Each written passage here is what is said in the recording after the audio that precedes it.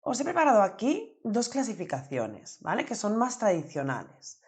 Antiguamente solíamos clasificar en función del volumen corpuscular medio y la concentración de hemoglobina corpuscular media, ¿vale? Que serían los valores de la izquierda, esta clasificación de aquí, número 1, que nos daría lugar a una anemia macrocítica o microcítica, o bien hipercrómica o hipocrómica.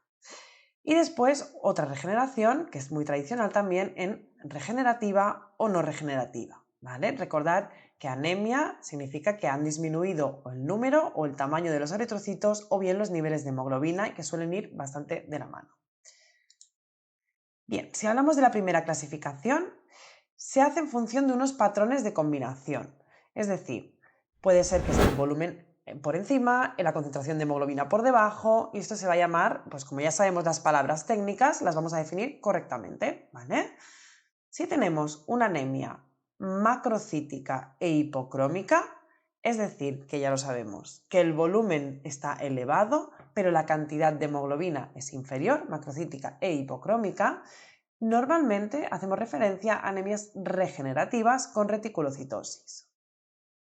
En cambio, si tenemos una anemia macrocítica normocrómica, es decir, el volumen sí que es superior, macrocítica, pero la cantidad de hemoglobina total es normal, esto se suele dar en casos de leucemia felina, en algunos caniches ya lo hemos visto que es fisiológico, la macrocitosis, y en algunas alteraciones de la absorción de vitamina B12 y folatos, que esto se suele dar en enteropatías crónicas o IBDs.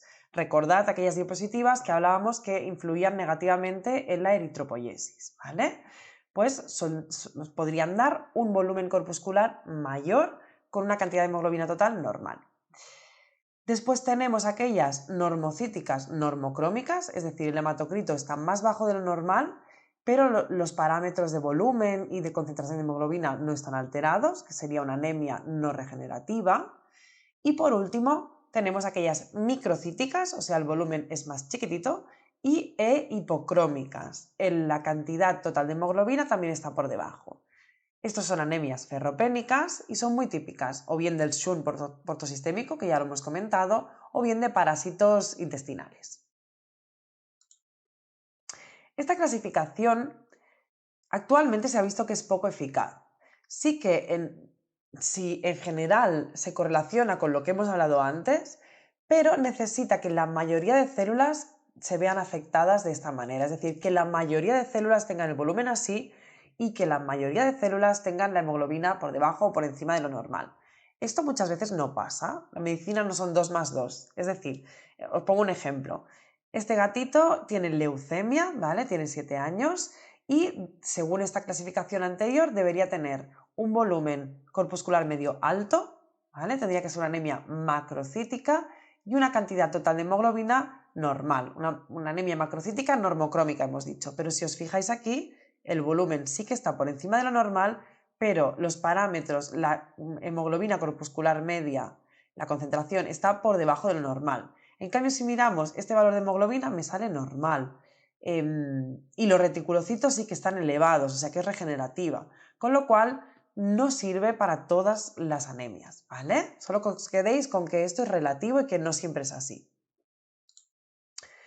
Y después tenemos la segunda clasificación, que directamente es en función de la regeneración, ¿vale?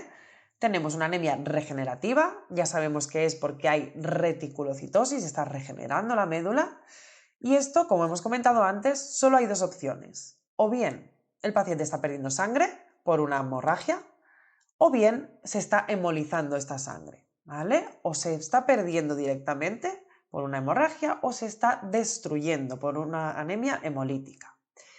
Cuando sospechamos de una hemorragia, pero si la vemos ya directamente o es un atropello o una herida sangrante, pues qué problema, ya lo sabemos.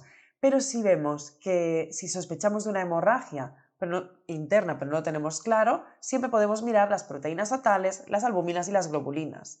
Si esto está bajo y la clínica acompaña, si vemos que el paciente está hipotenso, está pálido, pues vamos a empezar a buscar una hemorragia interna con rapidez, ¿vale? Recordad también que a veces podemos ver todos los síntomas, pero el hematocrito puede no salir bajo, lo que hemos hablado antes, porque a veces la regeneración no es inmediata, puede empezar 2-3 días después, hasta que el hematocrito me baje del todo o por debajo del rango de referencia, pero sí que veremos una reticulocitosis. Y después, cuando es una anemia hemolítica, pues puede ser o por una mala manipulación con el suero hemolítico o por una anemia hemolítica autoinmune, ¿vale? El suero hemolítico lo veremos de color amarillo normalmente, pero a veces se puede ver de color oscuro, color Coca-Cola. También podemos ver la orina oscura, podemos ver petequias, podemos ver directamente aglutinación en frotis, que después hay unas imágenes y un vídeo muy chulo que os enseñaré.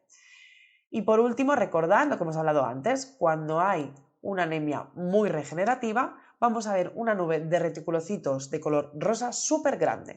Recordad que en la gráfica normal hay pocos puntitos rosas y si vemos esto de aquí, me da igual los valores del hemograma porque yo me asusto muchísimo y ya sé seguro que hay una anemia regenerativa, ¿vale? En cambio, si tenemos una anemia no regenerativa, no hay reticulocitos altos, porque puede ser pues, por una inflamación crónica o una enfermedad crónica, aquellos pacientes renales, que ya lo hemos hablado, cuando hay deficiencias de hierro, también dan lugar a anemias no regenerativas, cuando tenemos parásitos, aunque estas anemias a veces pueden ser mixtas, o cuando hay problemas endocrinos tipo hipotiroidismo, también podemos encontrar ese tipo de anemias, ¿vale? O sea que un paciente estable que viene a un control y detecto una anemia no regenerativa, por pequeñita que sea, por poco que esté bajo el hematocrito, hay que ponerse a investigar qué es lo que está pasando.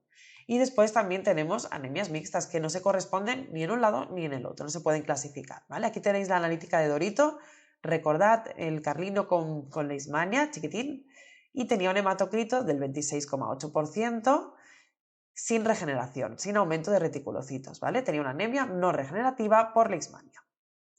Bien, hasta aquí la parte de interpretación, ¿vale? La parte de interpretación de anemias.